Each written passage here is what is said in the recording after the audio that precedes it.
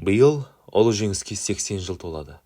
Жеңіске тек рухтың күштілігімен ғана жетуге болады, дейді Бауыржан Момышұлы. Тарих бойы біздің халқымыз айтарлықтай сынақтан өтуде. Ұлы Отан соғысы өзінің ауқымды қиратулары, адам құрбандары біздің мемлекетіміздің бүкіл тарихында теңдесі жоқ еді.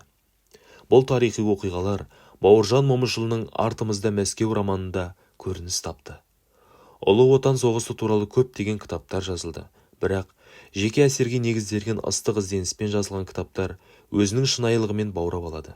Роман 1941 жылы Мәскеу маңындағы Волоколамск бағытында шайқасқан, фашистерді тоқтатқан және қарсы шабуылға өткен аңызға айналған Панфилов дивизиясына арналған еді. Комбаттың шебер басшылығы фашистерді осы шекарада 3 күн ұстауға мүмкіндік берді. Оның «Біздің артымызда Мәскеу» кітабы қарапайым сарбаздар мен отанға деген үлкен сүйіспеншілікке толы болды.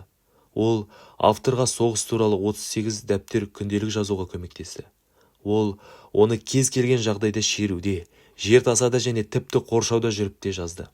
Романда рухани күш, көптеген маңызды ойлар және біздің тарихымыз туралы мәліметтер бар еді.